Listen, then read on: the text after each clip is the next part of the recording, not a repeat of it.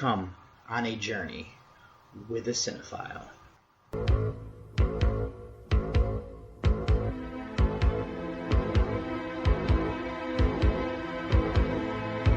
Wake up, sucker. We're thieves and we're bad guys. That's exactly what we are.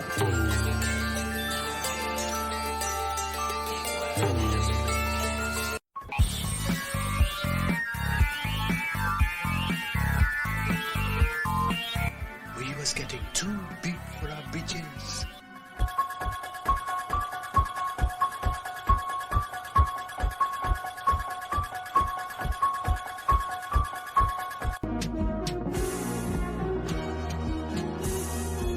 What an excellent day for an exorcism.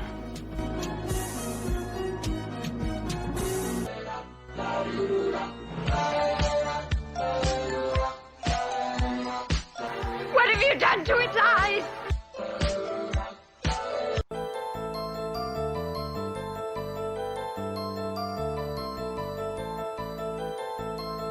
I said, I'm not gonna hurt you. I'm just gonna bash your brains in.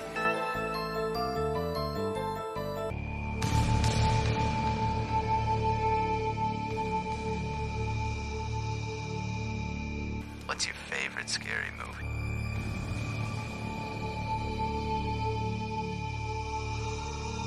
Pretty well, little brother. Pretty well.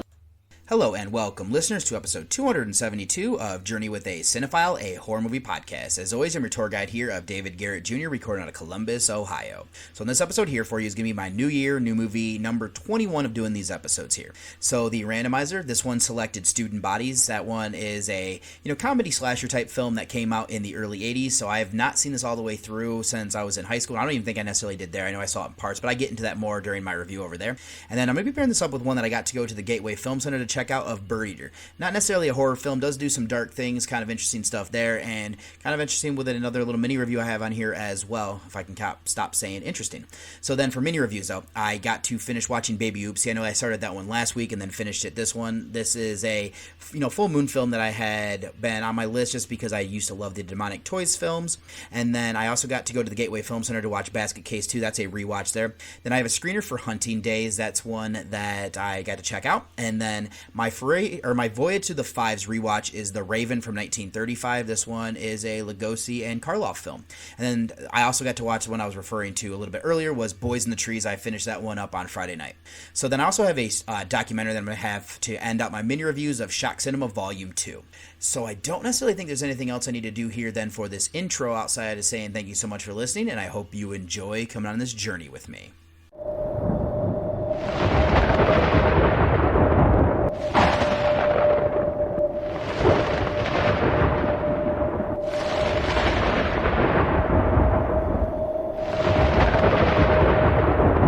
And for my first mini review here is going to be Baby Oopsie from 2021. This is directed and written by William Butler. This stars Libby Higgins, Marilyn Bass, and Lynn Acton McPherson.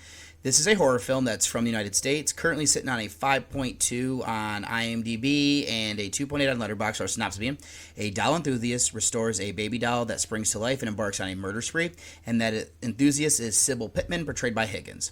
So this one I wasn't shocked to learn was being made. Full Moon is a company that I loved growing up. Now when I got older and started to kind of understand their quality, it's more of nostalgia now, and they've been doing a lot of spin-offs of their properties, as this originally comes from the Demonic Toys series, which was one of their 90s movies, but during this late 1990s and into 2000s, Full Moon dropped off hard for me. I'd still come back to them just because I'm a completionist, and that is why I sought this one out here. I also heard some decent things about it as well, so there's that. So I have already said that this is a spin-off of the Demonic Toys. This is a film that my sister and I grew up loving. We found its sequel as well, Dynamic Toys vs. Dollman. Now from there, the series hasn't necessarily held up. I did hear and see people say that this one was solid. That gave me hope. Plus, I enjoyed another spin-off of Jack Attack that used the Jack-in-the-Box toy as well from that series. So now that I set that up, we have a simple but solid story. Partially why I went lighter on this recap here, but we have Sybil, who is bullied. We see this concept in countless movies, and it's a good setup here that when Baby Oopsie comes to life, that we're almost rooting for her to take out some of these people because they're insufferable for different reasons, and especially how they treat her. We'll say here that Jill Bartlett does the voice of Baby Oopsie. So we have like her stepmother of Mitzi is rude and taking advantage, having been married to Sybil's dad who passed away. Mitzi being portrayed by McPherson. Now, her boss is strict and looking just for a reason to get rid of Sybil. There's also these bullies who appear when she's walking to the bus stop. They even steal her bank card and clean out her bank account. She just wants to restore her dolls and do her own thing because she has her own YouTube show. Now, something interesting here is that the more her getting Baby Oopsie than just being a doll enthusiast, something that will kind of play into the story later. So let's shift over to this villain of Baby Oopsie. Now, what made her great in the original two films is that she's a loudmouth and just vulgar. There's some great references as well, and now the movie isn't the same voice, but I can overlook it due to the condition the doll is in, and I mean, we're also, so many years removed, and, just being restored, that could also be it as well. I know what happened in the first two were at least referenced here, so I do love that they are using canon. I do also enjoy here that Baby Oopsie makes references to The Conjuring and Annabelle as well as to The Exorcist. They were used cleverly. Now, there is some slight plot holes here with how the doll is able to get around. I can actually overlook this due to something that gets revealed later, and it helps explain it. I love the doll mayhem as well. I think that I'll go over to filmmaking and start by saying the cinematography and framing were fine. The point of view from the doll level is a good touch. There is a good amount of practical effects that were done that made me happy. The blood and gore looked good. There was a little bit of CGI used. That looks fine. But it's used in odd places that confuses me. I don't know that the soundtrack fit for what was needed. I only wish they would have used the old theme at least once. I won't tear this apart because of it, though. All that's left then to be acting performances. Let me preference here, this is low budget, so no one's great. I do like how Higgins plays Sybil. She brings this character to life, and she makes me laugh. I also feel bad for her, so credit there. McPherson and the other bullies are good, especially since they get a reaction out of me. I will say here, I do like Marilyn Bass as Christy. She actually is nice to Sybil, and I've already said that Bartlett's voice, even though is different, still works. I'd also give credit here to people like Ray Dupree, who is somebody who has a crush on Sybil, and he is portrayed by Justin Armistead. I don't think there's anybody else who's going to necessarily go into more in depth. Oh, there is like a male carrier as well who's very nice. In conclusion, this isn't a great movie, but it's fun. It's absurd, akin to like a child's play. We have this baby doll that's possessed by an evil spirit. It's foul-mouthed and funny at times. They do well with the mayhem, even if it gets outrageous. This is a shut off your brain, just kind of go with the flow. This was made well enough, which surprised me since Full Moon can be hit or miss, especially now. The use of practical effects in this part they're a big part, and they're not great, but I think they do use them well. Won't be for everybody, but if this sounds like something you're into, I'd recommend it. So my rating here for Baby Oopsie is going to be a 6 out of 10. Then up next, I got to actually check out at the Gateway Film Center of Basket Case 2. This is from 1990, directed and written by Frank Henenlotter. Stars Kevin Van Hentenryck, Judy Grafe, and Annie Ross. This is a dark comedy, satire, horror film that is from the United States. Currently sitting on a 5.4 on IMDb and a 3.0 on Letterboxd, with our synopsis being, Dwayne and his basket case mutant brother are taken in by a secret home for wayward freaks with a journalist hot on their tail. So I should say here, Dwayne is being portrayed by Van Hentenryck once again. And actually, this one does pretty well here with making Belial, who is his brother that's in the basket case, look a lot like him. So this is one that I'm not necessarily sure if I knew existed until getting the Horror Show Guide Encyclopedia. It was when I started working through that list that I decided to seek this one out, as well as the next installment. Something that I did not remember until this started up in the theater was that this is a trauma film. That makes more sense reflecting back on what I knew. Now, I did get to see this one, like I said, at the theater, which is kind of a fun thing. Probably something I'll never actually get the chance to do again, and trying to see that third one here this weekend. So I want to start is that the blurb on Gateway's website to provide information about this movie, they stated that it was a combination of gruesome, twosome, polyester, and freaks. Now, I've only ever seen that last one, but I mean, I have an idea of what the other movies are, and I can see freaks since there is that camaraderie with the individuals who are different, since we do get to see, a swath of different people who are staying here as well. So let me delve deeper into what we get, though. I'll start with the fact that I can work with this where they pick up the story. At the end of the original, it looks like Bradley twins are dead. Now, since they go to the hospital and need treatment, that feels real. It is convenient how they escape, and since it takes place right after the original, I could buy it, especially because they probably didn't have enough in place to kind of make sure that they didn't. But then you have a vicious monster like Belial. I also like that Dwayne and him are at ends throughout this film. Dwayne wants to, separate completely from Belial. He's willing to help out and get the reporter off their trail, since it is kind of his fault they were found. So that's a good setup. Now, something else that works for me is that we have Granny Ruth as the lady who is actually running this place, and she's portrayed by Ross. Now, what I like there is She wants to help these people who are outcasts, but she doesn't see them as being different as a bad thing.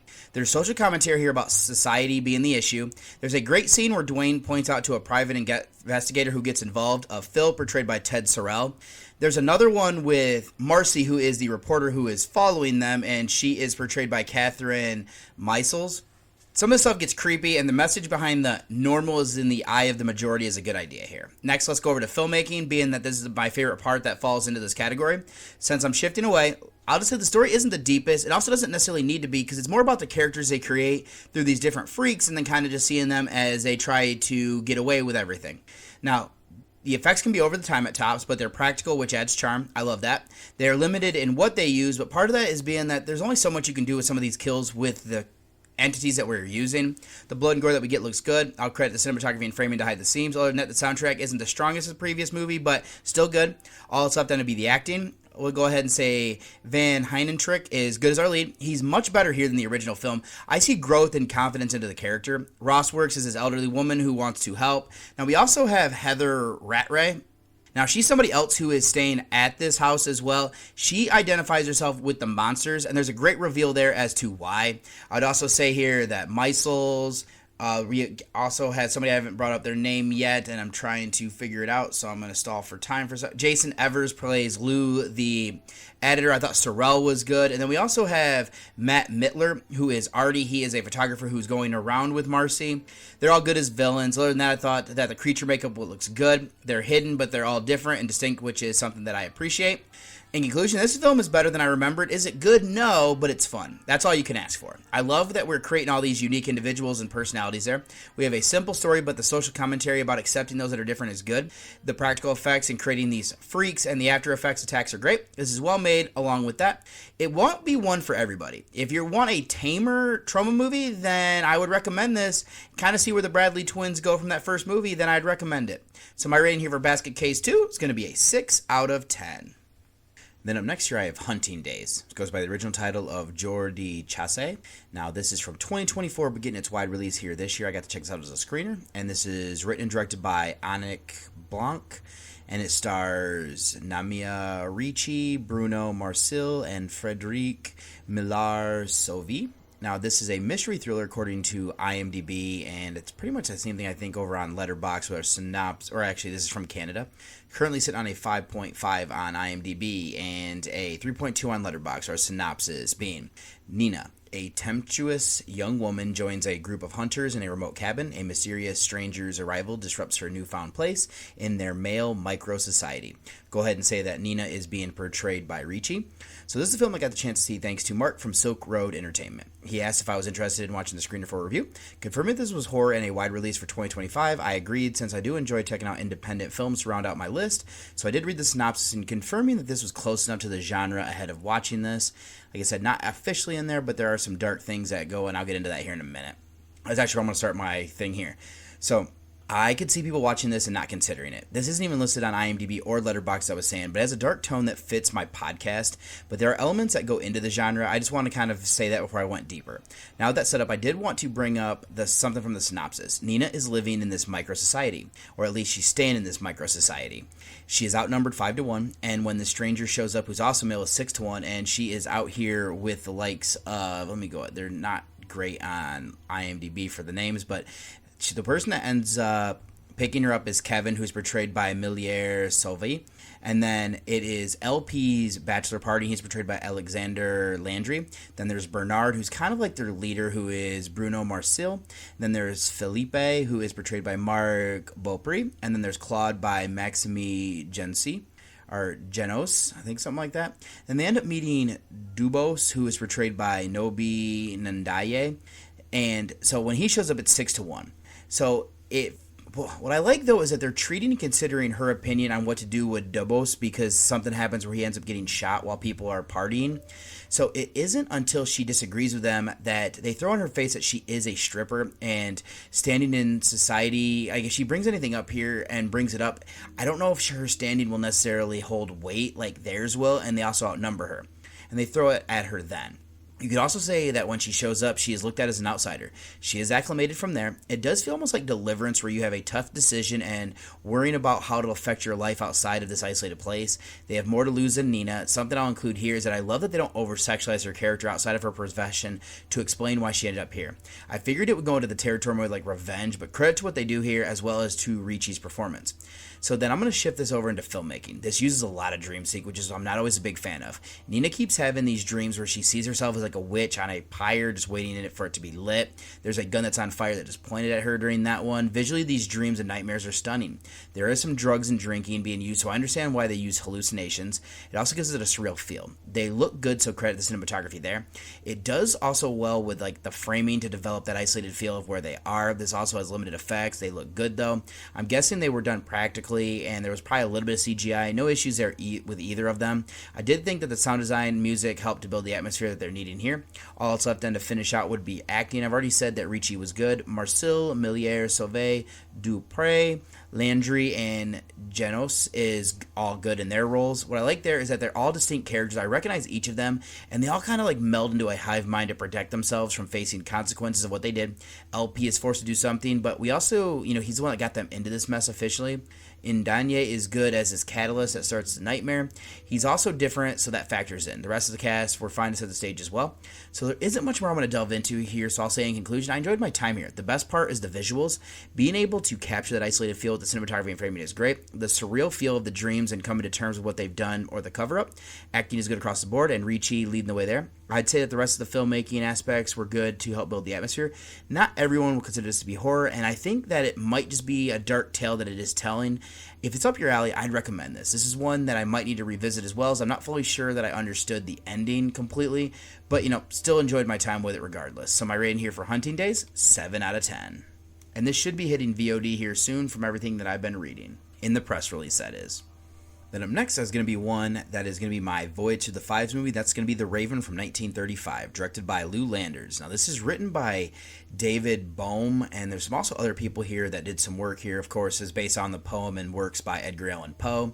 And then we also have some contributing writers of Guy Endor, John Lynch, Clarence Marks, Dory Sherry, Michael L. Simmons, and Jim Tully, while also some dialogue by Florence Enright. So this one is starring Boris Karloff, Bela Lugosi, and Lester Matthews. This is a crime horror film from the United States. This is one of the lesser talked about Universal films, sitting on a 6.8 on IMDb and a 3.3 on Letterboxd. Our synopsis being: a brilliant surgeon with a morbid obsession for instruments of torture grows dangerously obsessed with a young socialite whose life he saved. I'll say that doctor here is going to be Dr. Richard Volan, portrayed by Lugosi.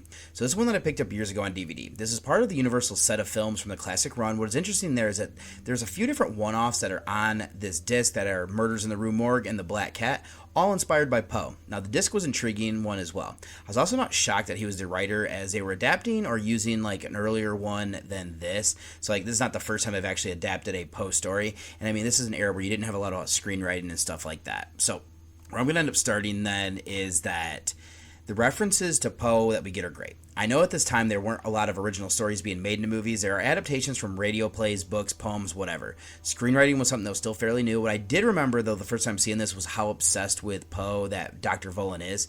He has a collection of his works, one of the best in the world, or most extensive in the world. This leads him to recreating from the works the torture devices that he has described. He also knows the titular poem by heart. Dr. Volan could also be modeling his life around elements of Poe's. Now that I set that up there, the last part here is I want to delve deeper. Now, I'm a fan of Poe. He's a writer who's inspired people, who truly got me into the genre of literature. I've read a good number of his works as well, both in school and for pleasure. I know that Lenore is from a poem about a young woman who has passed away and the narrator is depressed. There's a good touch that Dr. Volan is embodying that here, being tortured that he cannot be with Jean, who is portrayed by Irene Ware, and her father is really kind of bothered by some of the stuff, who is Judge Thatcher, portrayed by Samuel S. Hines. Now, she isn't picking up that he's in love with her. She's engaged to Dr. Holden, who is portrayed by Lester Matthews, but she is falling in love with his older doctor somewhat. Judge Thatcher is worried about her happiness. he doesn't think that Dr. Volan is right for her. And I like how they incorporate these elements from like Poe's works to help develop the story. I thought that was kind of clever there as well. So then, that's not to say that everything story-wise works. I don't hate that we have this character of Edmund Bateman, who's portrayed by Boris Karloff. Now, he seeks out Dr. Volan's aid after he escapes from jail. Now, the latter drives home that he's not a plastic surgeon. Also, I don't hate the idea that he intentionally maims him as a way to control Edmund, using the guise that the only way they can restore his face is through him. I just don't know if that aspect of the story was needed. It feels like they just needed a way to get Karloff as a character. He is one who stands up to Dr. Volan, which we see the first time when the doctor is showing the pendulum device. Now Edmund almost kills him with it. I do like showing that this character doesn't necessarily care about his own life, and he's just crazy as well as violent enough to stand up to the mad scientist. Let's then discuss the acting. Karloff and Lugosi are both great here. I like that they were shifting this role from what happened in The Black Cat, where the former isn't a true villain. Lugosi is taking over as the mad scientist, and he's great here. Matthews is fine as our lead. He just falls a little bit short when he's on screen with these legends. It doesn't help that he's supposed to be the hero, and I like Ware as this damsel in distress who is naive to see what is happening. I like Hines as her father, who is just trying to protect her. The rest of the cast were fine to round this off for what was needed. Also, let them be filmmaking. I thought that this was made well enough. We were still fairly into the history of cinema, so they're kind of hampered by technology a bit. I like that they did with the cinematography and framing to capture this house at Harbor Secrets.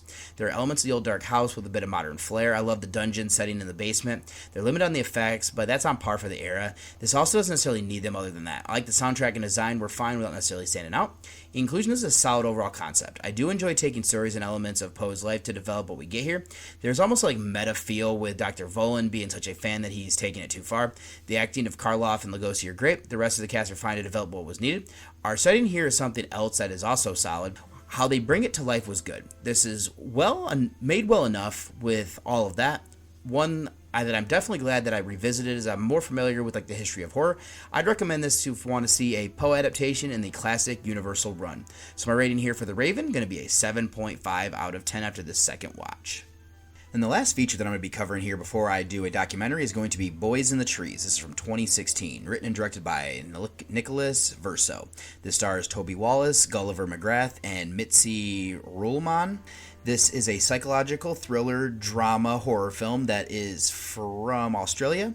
It is currently sitting on a 6.2 on IMDb and a 3.3 on Letterboxd for a synopsis being. On Halloween 1997, two estranged teen skaters embark on a surreal journey through their memories, dreams, and fears. So this is one that I learned about through podcasts. One on a list of ones that I needed to see at some point, since I don't think I was watching new horror at that time. It's finally I've moved down that list enough where this has popped up as the next one up. So it was a difficult one to find, but I was able to on one of the streaming services that I am subscribed to.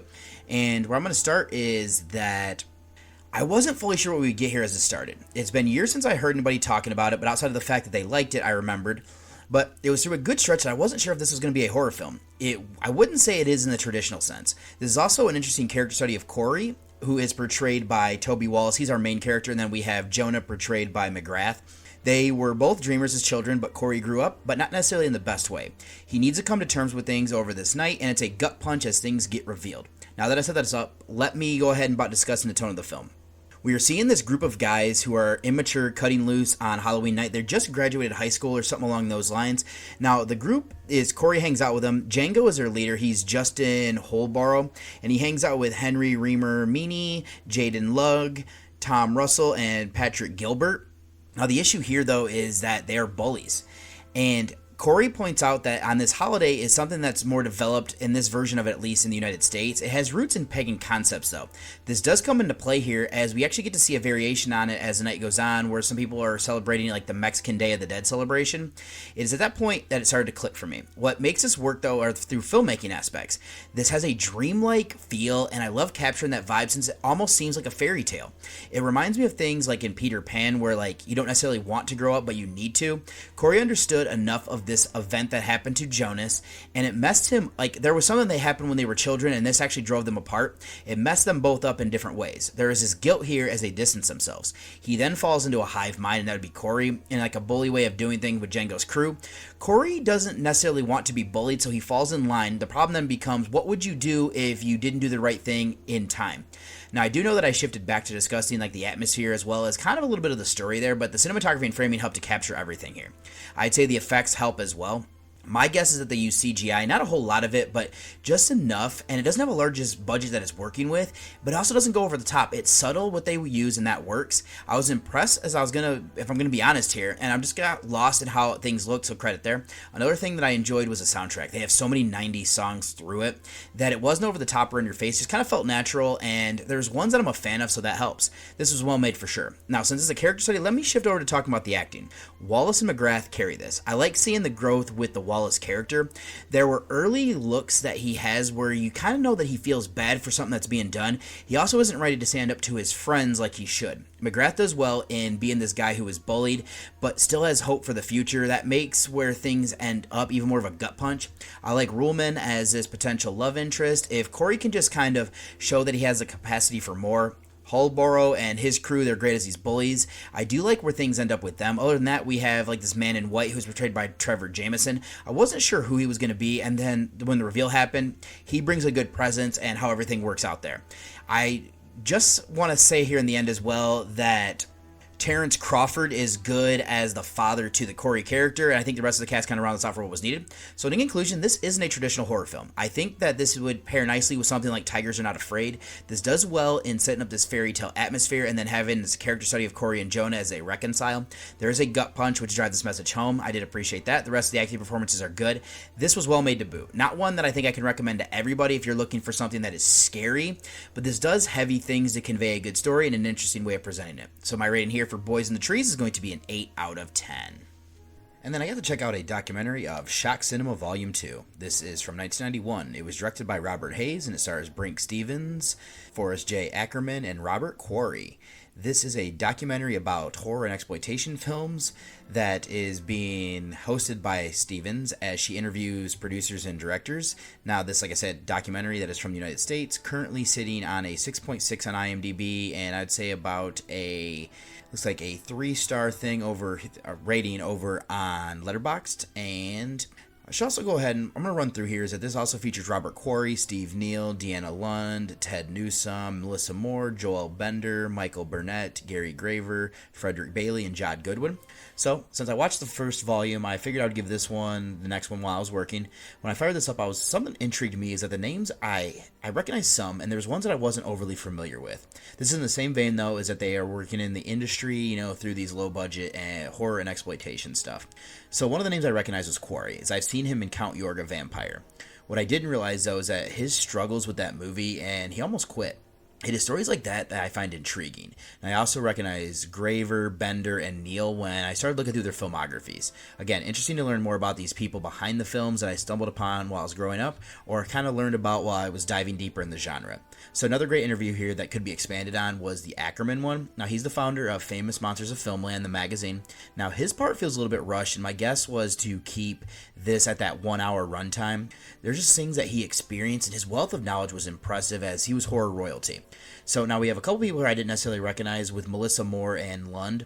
Now these two, I have seen some of the things they've been in, not a lot, and they do have some lists, or they are on my list of movies to check out for some of the things they've been in. Now hearing about how they got in where they did to their career was again interesting. These two have some good cautionary tale of setting up their own boundaries to be careful not to be taken advantage of, after the times that they might have. And I'll also end here by saying it's fitting to have Stevens as the host, just since she was an actor who kind of made her name in this type of cinema. The production value is low, but that doesn't take away from hearing these stories like this. And I do wish they would have done a little bit more with like editing and footage or everything like that, because that would have given it just kind of a little bit more on top of it. But this won't be for everybody. But if you like movies that these people made, or like movies like this, the ones that they have made, like the filmmakers that are being interviewed, I recommend giving this a watch. Manage expectations, as there are better documentaries out there. This isn't delving too deep. This is more about like personal experiences and everything like that. For an hour, though, it's worth your time. And my rating here for Shock Cinema Volume 2 is going to be much like I did for the original one that I watched, and it's going to be a 6 out of 10.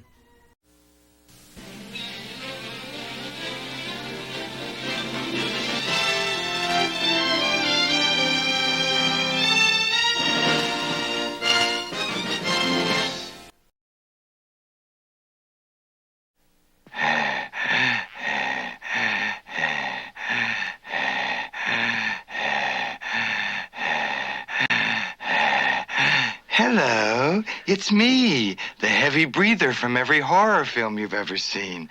You know me. First I terrorize my victim by the telephone.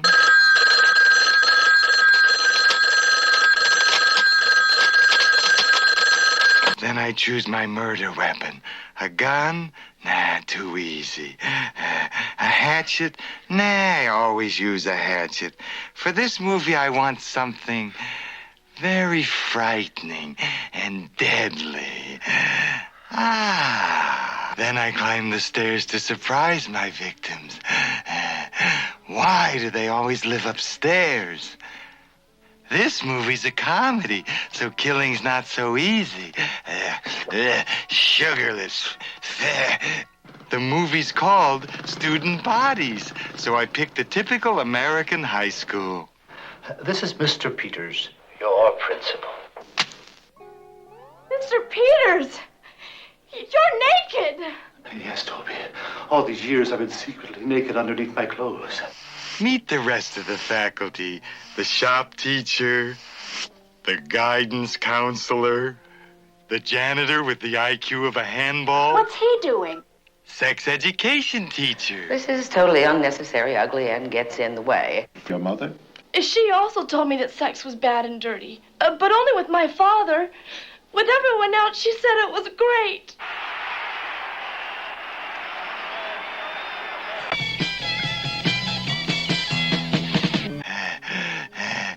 I'm into murder myself, and student bodies are gonna be everywhere. Dead bodies downfield. 15-yard penalty.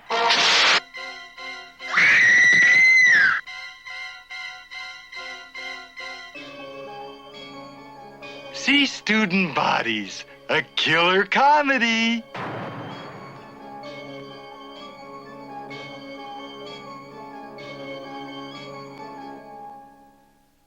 And for my first featured review here is going to be Student Bodies. This is from 1981.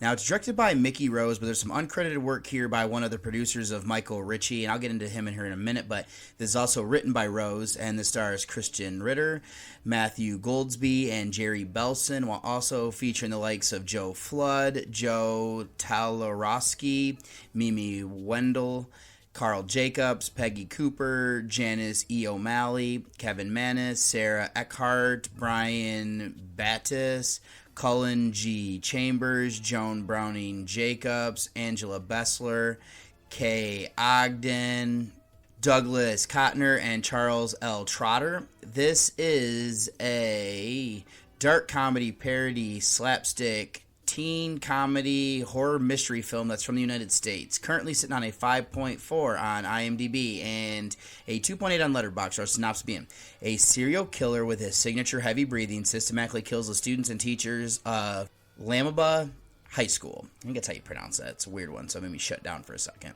So this is a film that I used to catch part of when it was on the movie channels while I was growing up.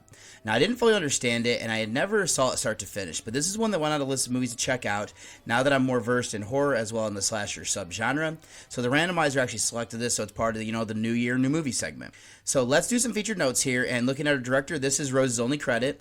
And then according to IMDb, there's some uncredited work here by Ritchie, who did a lot in comedy. I've seen one of his 25 films, has one other one in horror with The Island from 1980, and the thing that I have seen of his, he did the original Bad News Bears. Then over to Rose, who wrote this. Looks like he has 6 movies here. He looks like he seemed to work with Woody Allen here with writing, but I've not seen any of these works outside of this one here. Then moving to our cast, I'll start with Ritter. I thought she had been in more than this, but this is her only motion picture.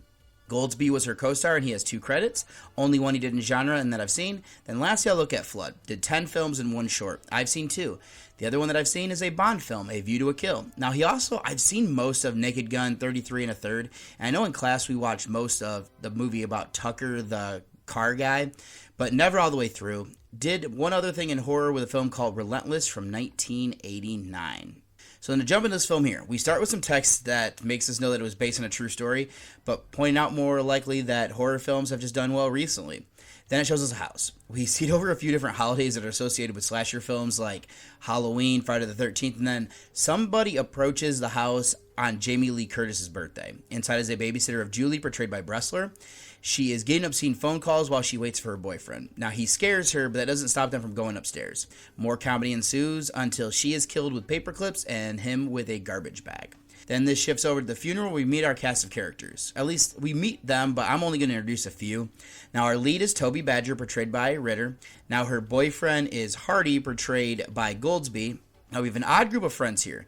Also attending and speaking at the funeral is Principal Peters, portrayed by Joe Talarowski. Then his secretary is also there of Miss Mumsley, portrayed by Wendell. The woodshop teacher named Mr. Dumpkin, portrayed by Flood. And then even the janitor Melvert, portrayed by The Stick. Yeah, I guess he was a stand-up comedian. Everyone here is a suspect, since two teens go off to have sex in the car and are murdered. One of them with a wooden horse head, the guy once again killed with a trash bag. Others from this class are picked off by this mysterious breather. Toby ends up at the crime scene of many of them, so she becomes the prime suspect. So she's sent to see a Dr. Sidman, portrayed by Jacobs. Now, he is unable to rule out her as a suspect, and with his report back to the teachers, it makes her even more suspicious. As more of the classmates and faculty are killed, the list of suspect grows narrower. So that's really my recap and introduction to the characters. What I want to start is that this is a hard film to talk about because of how outrageous it is by nature. There are things that I'm going to leave out here and there, and that includes naming off all of Toby's friend group. Since it's a satire, they are mocking the slasher genre as well as like the different kids you'd get at a school. And this is all by design. It almost feels like the movie Airplane. There are gags and set pieces where people are killed that you think someone would see something or even hear it. That's not the point of the story here. It's not even entirely sure that there aren't cheats here, but I'm going to be lenient for everything. As I said, this is one to come in and just kind of have fun with. So that out of the way, what's impressive is the fact that this is a couple years into the slasher boom, and they're already parodying it. This film is ahead of its time. Not only does it poke fun at the likes of Black Christmas, Halloween, When a Stranger Calls, The Shining, Friday the 13th, and Prom Night, there's even an homage to Psycho and Carrie. None of these references feel forced, which is a credit in how they were able to write this and kind of work everything in, and it almost feels like a precursor to things like Scary Movie. Then to take things farther, this does well in incorporating different characters, like I said, as red herrings. Melvert is an odd janitor. There is this character who could be the killer in a movie like this. Our lead character here of Toby is against having sex and pushes her friends to not to. There's some in trivia that I'm going to get back to there, but she's an odd backstory that would make somebody be the killer in like a giallo or a slasher. So like she's a likely suspect. It is even Jolly-like to prove her innocence, so she has to go around trying to figure out who the killer is. There's this odd, creepy woodshop teacher with one of the things that they make in class is a murder weapon. This will bring up a few different things to help this one for sure. I do need to say here that there's a trope that I don't care for in movies that is used here. What I do think is funny is that it pays homage to, once again, a classic film. I'm not going to reveal that one just because it could end up being a spoiler. And I'll also let it slide. So I'm talking about the characters. It only seems right to discuss the acting performances. I gotta say here is that no one is great, but since this is a comedy, this is also by design. Ryder is solid, though, as our lead. What is funny is that they dress her to look homely until the night of the school dance. Goldsby plays well off of her. I like Flood, Wendell, Talarowski, Jacobs, The Stick, and the rest of the teachers. They make for some solid red herrings along with the other classmates. They fit well what this movie needed to make everything work. All that's left then would be filmmaking. For me, this is funny, but it does go on a bit too long. Now, it's under an hour and a half, but my problem is that we don't have the most coherent narrative, since it's just a series of like solid set pieces that lead to the next kill, or set something up that will happen next. It just feels a little bit disjointed. The cinematography is fine, especially with the point of view shots with the killer. What is funny here is that they're a heavy breather. There are times that I'm shocked nobody can hear them. They'll say things under their breath that made me chuckle. I do have a gripe that the kills aren't better, but using the garbage bag as a weapon for the males makes sense. I just wanted a bit more with the other weapons used, but what we do see is fine. I just think actually kind of seeing a little bit more of that would have just kind of deepened everything that we got here. So then, some of the trivia here is that although this was a failure in release, its subsequent airings on television helped to gain a cult following. It was frequently shown on television due to the fact that it has little profanity and violence. Now, during the breather's phone call to the babysitter in the beginning, the phone number plate is clearly visible. Instead of the standard fake movie 555, they use 713-270-5544, which was actually the phone number to an athletic sports bar in Houston, Texas. There's this weird segment in the middle about it where it'll tell you, or it shows like the R rating thing. And what they end up doing here is they drop an FU and kind of explain different things and whatnot there. I thought that was kind of a good touch. Producer and director Ritchie had his name removed from the credits to not run into trouble with the striking Writers Guild. Instead, screenwriter Rose was given on-screen director's credit. The film was funded by Paramount because the writer's strike that was going on in 1981. The studio wanted to make as many non-union films as they could during the strike. Kind of crappy on their part, if you ask me. Eckhart plays Patty the prom queen. She is no longer an actress. She is now a judge. That's wild. The marching band featured here is the Pearland High School Marching Band from Texas. The band goes by the name The Pride of Pearland. The school they actually used here was Lamar, but for some reason they changed the name to Lamab or something like that. And kind of interesting there. There's an Alan Smithy producer credit here, is in fact the pseudonym for Ritchie. This was revealed later because of the strike. The stick who plays Melvert, the janitor, was being introduced here. He's actually Patrick Boone Varnell, who was a stand-up comedian. During the final chase scene, as Toby is running up the stairs, you can hear Godzilla's roar at least twice, mixed in with the sound effects and music. According to the AFI catalog, this was actively involved during Ritchie was actively involved during principal photography, leading Paramount Pictures to acquire student bodies for $1.5 million before filming was completed. This kind of falls in line with some other spoofs like April Fool's Day and National Lampoon's Class Reunion, as well as Saturday the 14th. The movie was announced on November 17th, 1980. The visiting football team here was actually from Port Arthur, Texas. They are the 1980 Thomas Jefferson Yellow Jackets, sporting the colors of maroon and gold. They actually played against the Odessa Perriman Panthers of Friday Night Lights fame in the 5A state championship game. The opening thing I was telling you about was the motion picture is based on actual incident. Last year, 26 horror films were released. None of them lost money. This movie became famous and popular on American late-night cable screenings as such as Saturday Night Nightmares and Up All Night, the latter hosted by Rhonda Shear. Student Bodies is supposedly the first film to satirize the thriving slasher film genre, according to Wikipedia. There's a half-body running count here marked for a fly. The nicknames of the serial killer Breather or The Breather. Actor Richard Brando received an introducing credit as the Breather. This was a slasher parody, was notable for the body count that flashed on the screen each time a character was disposed of. And then there's some special credit here, special credit to Sue Hessel. Not really sure why that was included there as well. So that's all I'm going to do here for the... Oh, the last thing I was going to say is that this one, the killer is usually murdering his victims to have sex, and most of them, that's kind of a thing that... Not always necessarily the case. That ends up becoming, thanks to Scream, one of the rules and everything like that, though. There isn't much more I want to say here, so in conclusion, this one was ahead of its time. We were getting a parody early into the slasher boom, which is impressive. I like all the references that were used to poke fun. There are some good elements here for the story, but it ends up feeling a little bit disjointed. The actors are all solid enough, being led by a writer. I do think the cinematography and sound design were good. More of the effects were needed, though, for this to be better as a slasher, even as a satire.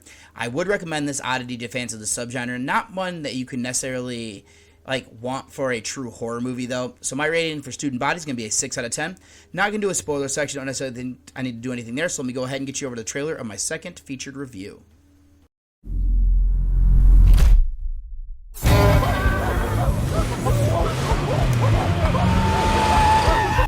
My best friend is getting married.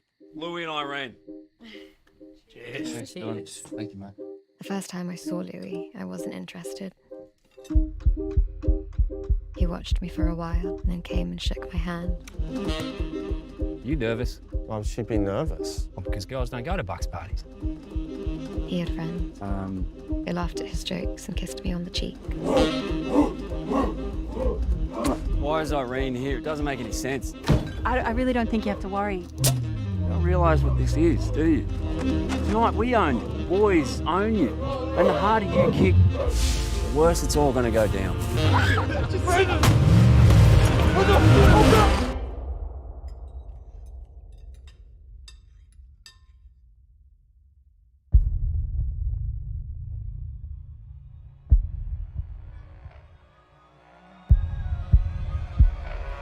I love Irene more than anything. I really love you. I do. I've just got a lot going on. Yeah. This isn't at all how I wanted everything to go. Bad luck. No. Yeah.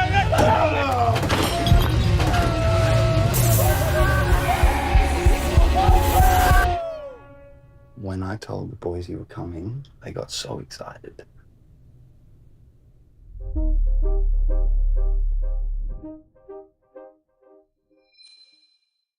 Then up next here I have Birdeater. This is technically from 2023, getting its wide release here in 2025 as it was doing its festival stuff. And then this is written and directed by Jack Clark and Jim Weir. This stars Mackenzie Fernley, Shabana Aziz, and Ben Hunter, while also featuring the likes here of Jack Bannister, Clementine Anderson, Elfie Glendhill, Harley Wilson, Jack Clark, Riona Day, Carolyn McQuaid, Will Rodriguez, Jaskaran Singh, and it looks like Weir also appears in this one as well. So this is a drama thriller. I'll get into that here in a little bit about what its rating or what its genres are, but this is from Australia. It is currently sitting on a 5.3 on IMDb and a 3.3 on Letterboxd for our synopsis being. A bride-to-be is invited to her fiancé's bachelor party, but when uncomfortable details of their relationship are exposed, the night takes a feral turn. So this is one that caught my attention when the trailer was shown at the Gateway Film Center. Now, I realized that it was going to be borderline horror. I confirmed that Letterboxd has it listed that way. It is not on the IMDb page, as I was saying. So I ended up still catching this in the theater, and I'll get into whether or not this falls into the genre or not. But before I do that, let me do some featured notes here, and I'll start with our directors, first being Clark. This is his feature film debut. Now, he does have 2 shorts to his credit and an upcoming project with his co-director, and this looks like his only feature in horror. And then over to that co-director of Weir, he has the same 2 features as his partner and also has a short to his credit. Now, the screenplay was written by Clark, feature film debut here as well. Now, he is writing the upcoming work that he has credit for as well as a short. So this is the first story that they've come up with for a movie, and it's the only one they've done for both of them. And that would be Clark and Weir. Now let's shift to the cast. Fernley has been in 3 films, first in genre and that I've seen. Next up is Aziz, who has been in 3 movies and 7 shorts. First that I've seen. Now, she was in the film Run, Rabbit, Run, which does fall into genre. It's on my list to see. I just haven't gotten around to it as of yet. Then last will be Hunter. This is his feature film debut. So then, we start this off by seeing some trees in a red light. It then shifts to what I'm guessing is the couple that is from the synopsis as they first meet at the beach. We have Louis, portrayed by Fernley, and he is staring at Irene, portrayed by Aziz. We see them hook up, then spend time together to the point where it looks like she actually now lives with him. This is sped up as a montage, but we get some strange things that are kind of happening throughout it. There's reoccurring images that'll continue to happen. We see that they've fallen into this like almost mundane way of life, and that there's something not necessarily quite right. We just don't necessarily know what it is as of yet. Now, he tells her different things he's going to be doing at night, gives her a pill, she passes out, and he goes to a driving range to hit golf balls. Then there is one night that we see him meet up with his buddy of Murph, portrayed by Gledhill. Now, it is here after this visit that Louis invites Irene to his bachelor party, or like his weekend getaway thing, whatever it is. Now, she pauses, and he convinces her that his friends are excited. We see that might not be the case, though. Joining them on this trip is Dylan, portrayed by Hunter, who is a kind of wild man, and he's ready to just kind of get after it. We have Charlie, portrayed by Bannister, who is bringing his girlfriend of Grace, portrayed by Anderson, so that way Irene doesn't feel alone as the only woman. Now, Murph is coming as well. Now, there's one last person that they invite, and that is Sam, portrayed by Wilson, who Irene might have dated in the past, or at least was attracted to at one point or another. They definitely have a history together. So things get odd, and we have some tense moments that happen throughout. Louis doesn't want Irene to reveal to the group about the pills that she's been taking. Now, this does over dinner, and it goes in a direction that none of them could have predicted. Other secrets are revealed as things become like a surreal drug-fueled night that none of them will ever forget. There are also things that people here will come to terms with as they're all pushed to the edge of what they'll allow. So that's where I'll leave my recap introduction to the characters. Where I want to start then is bringing up whether or not this is a horror film or not, because I kind of debated back and forth. I almost did not make this the featured review because of it, but it isn't in the traditional sense. We are getting here is a look at toxic people, relationships, and like I said at the end of the recap, a drug-fueled nightmare as people come to terms with secrets. The tension is high. It is uncomfortable. I'm still going to include it on my end of year list, and it's mostly because it's listed on Letterboxd as being in genre. If it not for that, I might have ended up leaving this off. Now that I've said that, let me treat this as this was in genre. And I want to discuss our lead couple. Something happened between them. There was an accident of sorts where Louis has a scar around his ear and Irene no longer wants to drive. Now, a comment also gets made here that they're only getting married so she can get her visa to stay in Australia. I know in the United States we call it a green card. I'm not necessarily sure if that's how it works over there, but same principles. That gets said fairly early on into arriving at this isolated cabin. As different things get revealed, there's much more to the situation, and I love that this fateful event that will put this relationship on the path that it is. There are things that get introduced as we go as well, so I'm constantly shifting which side I'm on. It ultimately ends with me in the middle. I'll say that this relationship is extremely toxic. Louis is a scumbag for something that he is doing and the advice that he gives to his buddy. I also feel bad for Irene with what she decides to do. So, like, I mean, I don't feel bad for her. I feel bad that some of these things end up going down like they did, and that I almost feel like she thinks that she is trapped, but I also have some issues here with where I don't feel bad for her because of what she ends up deciding to do. As I was saying, credit to both Fernley and Aziz for getting this reaction out of me. Let's then look at our characters that join them. First is Dylan. They present him as this like odd alpha male who's ready to party. There is a peek behind that facade as things end up, and that is good. We also have Charlie and Hope. She knows how toxic Louis and Irene are together, but she stays out of it because it's not her business. She tries to help, but runs into an issue with her own relationship over this event. Let's then say that Charlie and her are supposed to save their virginities for marriage. I'll just say there that we have a pot, meat, kettle situation that applies here to some of these people. Sam is shocked that he's invited. He tries to save Irene, and how he factors this as an important event was interesting. Everyone here is complicating the situation along with Murph, and I'd say that the performances were all good once again, and they all stressed me out, so, credit to them as well. Now, since it's a character study and seeing how isolating everyone can raise tension, let me go over to filmmaking. This is where it goes close to falling in the genre. The cinematography and framing capture how difficult it is to get where they are, because you have to take a ferry, and then, so I don't necessarily know if it's an island, but there's definitely a river or something along those lines that is preventing, easy getting back to where they need to go. There's some excellent things as well to make it feel surreal. I'll also include the sound design and music. People are drinking and using drugs, so that adds to it. And I mean, that also distorts what we're seeing, so that is something else I appreciate. We are limited on the effects that are used, but it also isn't that type of movie. Like I said, filmmaking here is probably the strongest part of what we get. So there is some trivia here on the IMDb page, and I'm going to go through some of it. And there is a thing here is like, who do you want to spend the rest of your life with, is what Sam whispers to Irene during the game of Paranoia, revealed in the director's Blu-ray commentary. That's kind of interesting, didn't know that. Dylan's dinner one-take speech was actor Hunter's first appearance with the ensemble. No one beside the lead, Fernley, had rehearsed or performed with Hunter before that point. For the first few months of post-production, the team didn't have access to an editing suite, so the co-directors Clark and Weir and editor Ben Anderson took each a third of the movie to edit on their personal computers before compiling the 3 parts to make their first cut. That's kind of an interesting take to do, and it might also kind of explain why things are so disjointed in the best way possible. The pheromones effect was done practically. A camping stove was held below the camera lens and slowly raised during the take. A shot from inside of a beer bottle where Louis is spiked with ketamine was shot practically. A beer bottle was cut in half and then placed above the lens. Beer bubbles were then filmed with a macro lens and overlaid on top of that footage. The orchestral score was recorded in the bedroom of composer Andres Dominguez's share house. Despite being a film with a millennial ensemble set in the present day, there are no phones and no references to social media. That's a good thing to make it more timeless. The character of Lady Lazarus is a satirical reference to Sylvia Plath's poem Lady Lazarus, in which a woman is anthropomorphized as a phoenix rising from the ashes following an unsuccessful suicide attempt. This may mirror Louis' own fear of Irene overdosing, or rather of her rising from the ashes and leaving him.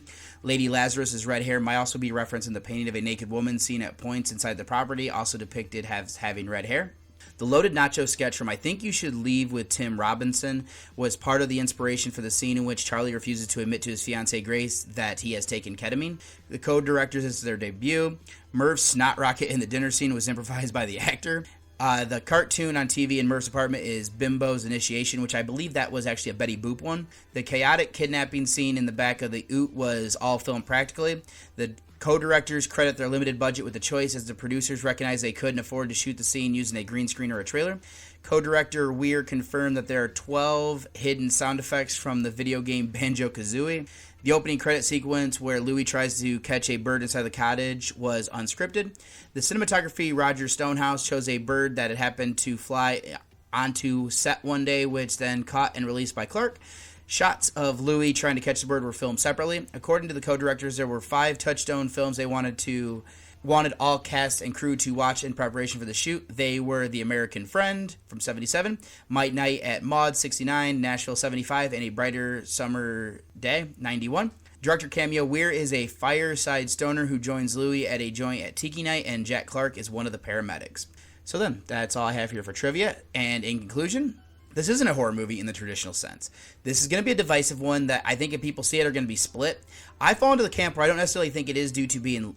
I only think it is due to being listed on Letterboxd. I'm keeping it there because of it as well. None of this is saying that it's a bad film. It is bleak, it is tense and uncomfortable. It's also a challenging film. The acting is good to bring the characters to life and get a reaction out of me. This is well made with the cinematography, framing, and sound design leading the way there. Not one that I would recommend to everybody, but if what I said here sounds interesting, I would give this one a watch. So my rating here for Birdeater, going to be a 7 out of 10. Also not going to do a spoiler section. Don't necessarily think I need to do anything there, so let me go ahead and get you over to one last break before I close out the show.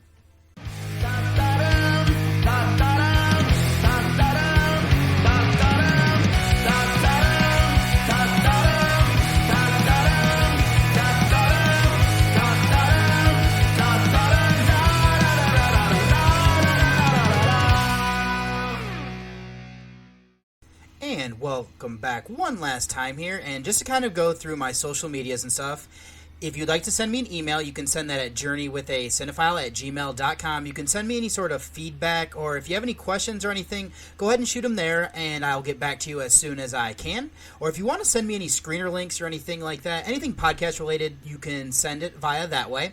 If you'd like to read any of the written reviews, I'll direct you to Reviews of the Dead, and that's horrorreview.webnode.com. If you'd like to become friends with me on Facebook, I'm David Michigan Garrett Jr. On Twitter, I'm Buckeye from Mish. Letterboxd, I'm David OSU. On Instagram, I'm David OSU87. On Threads, I'm David OSU87. And then Journey with a Cinephile has its own Instagram at Journey with a Cinephile, all one word. Now, all of these ones I will be sharing like my ratings on, whatnot. I know for Letterboxd, all of the reviews are going to be for horror and non-horror alike. Instagram, I will be sharing over there is my different like posters and everything for things that I'm reviewing. My personal account, you might see some personal pictures every now and then if I can remember to take them. And then, kind of same thing for Threads. And then Journey with a Cinephile is going to be more of just kind of posting podcast-related different stuff over there. And I'll also direct you to the Nightclub Discord channel, as I have a little section over there where we have some good conversations. I post all of my reviews and any new podcast episodes or some of the things I'm watching when I actually have time to post that. So keep an eye out over there, and I'll have the link for that and everything else in the show notes there. And then I'm also going to direct you, a way that you can actually listen to the show is going to be through the Pod Nation TV. This is a streaming service and everything like that. There will be a link in the blog posts for all of my episodes, so if you'd like to listen to it that way, it's kind of a cool little thing. You can definitely do that through like Roku TV, and there's some other apps for it as well, just as another way for you to consume this podcast if you decide to. And there's also a lot of other great shows that are on that network as well. And then for my next episode here is going to be my last of my new year, new movies, where I'm going to be selecting something by the randomizer. So my first free cheat review is going to be the 2025 release here of Wolfman. I'm not really sure when I'm going to go see it. I'm trying to figure out when I'm going to be recording with my buddy, and then, figure out when I have some time to go. So I will do that, though. Then the randomizer actually selected a movie very deep on this list here. It's going to be Old Gods. This one, I think it's like from 2023. Might have got its release last year. Something along those lines. So that'll be the two featured reviews. I'll figure out a way that I will pair those up there. And then my Voyage Through the Fives, I'm going to do a rewatch of The Black Room. Haven't seen this one for a few years. I also have a screener here for a movie called Werewolf Game, so it kind of would pair well with Wolfman being a featured review on that. And then I'll also have some mini reviews. I'll figure out what I'm going to be watching there to kind of fill out the rest of that episode and whatnot. So I don't think there's anything else I need to do here for this outro, except thank you so much for listening. Whatever you do today, hope you're safe and doing have a great time out there. This is your tour guide of David Garrett Jr., and I am signing off. It had been a wonderful evening, and what I needed now to give it the perfect ending